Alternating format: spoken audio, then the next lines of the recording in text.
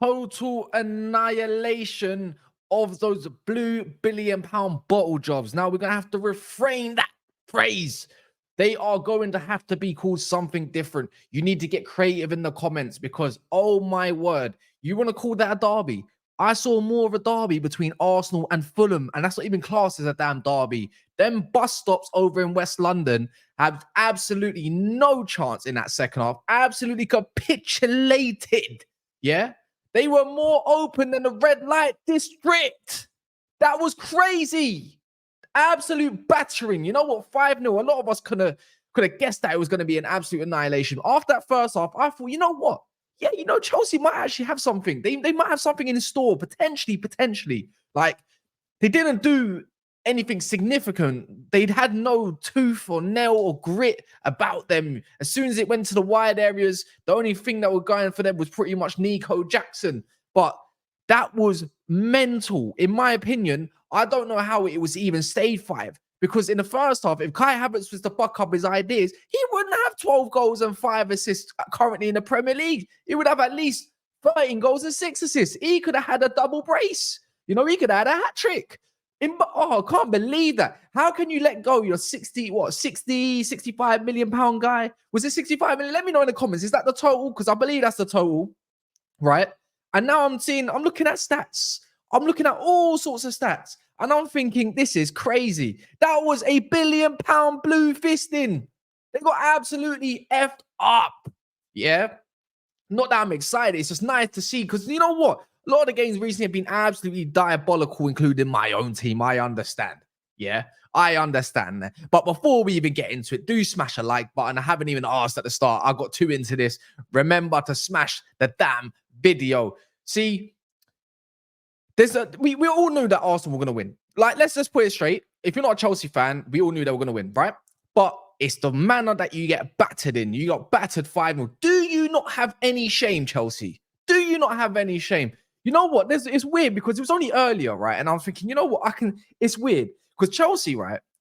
They're good and they're shit at the exact same time. But right now, it's more shit and feces more than it is anything good and angelic. Pochettino is the right man to lead into the new season. Who gives a crap? Who gives a crap? And the fact there was Arsenal fans that turned on Arteta after the season that you lot have had, it's kind of crazy and diabolical. Now they're doing all that flip-floppy. Their arseholes are wagging like that. Crazy, right? Because that's something I stated as a rival at the start. And of course I'm going to do that to apply pressure. But the game plan today was brilliant. Ødegaard is an effing alien. Some of them passes, if it was De Bruyne, there would be. Anyone seen South Park with Randy with the picture when he's on the internet and he's got spunk all over that crapping computer, yeah, because he got a little bit of internet. That's what it would be. But because it's Ødegaard, no one wants to go and say his praise. The man's an alien. The dying number 10. I hope to see more number 10s like that. Because I don't care what team it's against. Some of them passes were genius. Yeah. And even if we're going to go past that, Declan Rice, it's like he had a point to prove.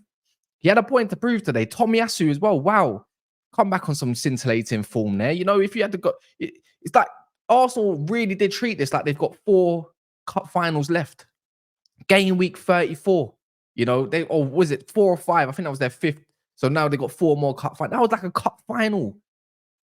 That's absolutely exactly what you want to see, especially the performance that you saw against Wolves, which was pretty much a training session. There was not much to it. And you see that against Chelsea, your rivals, and they have to say that, the city will always be blue. I mean, after that, mate, like, I don't know if it really is.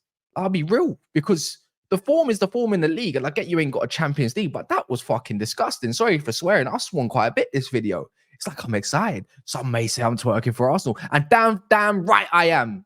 Absolutely hope they go and win this league so we can absolutely crash it on some of these guys.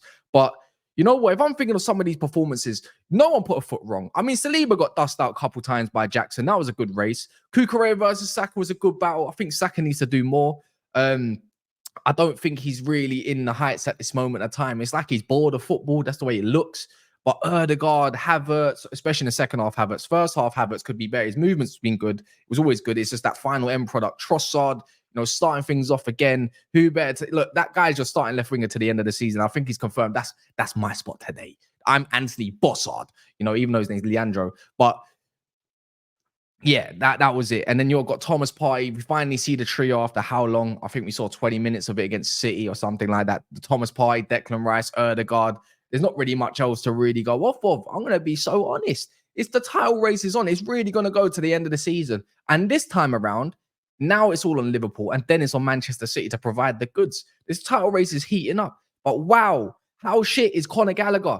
Oh my word, what is his role in this team? Sometimes I have to wonder to myself, what the hell is Pochettino doing? Like Gallagher, how he stayed on for that long is beyond me, honestly. And what the hell does Mudryk offer? Because you got people like Don Greasy Don, if people don't know him or know him, trying to back this guy, thinking he's got a Billy. You're hyping up mid. You know what? Arsenal absolutely done themselves justice by not signing that guy. That guy is garbage. I don't care what anyone told you. Garbage. Felt sorry for his name Gilchrist or what, or Gilchrist. Like he had a hard task today. Honestly, if there's a game that's going to absolutely edge you into the game of the Premier League, that's one of them. Yeah, the disaster. And then obviously talk about disaster, Axel disaster. That guy's clearances are bogey. He could even got a goal.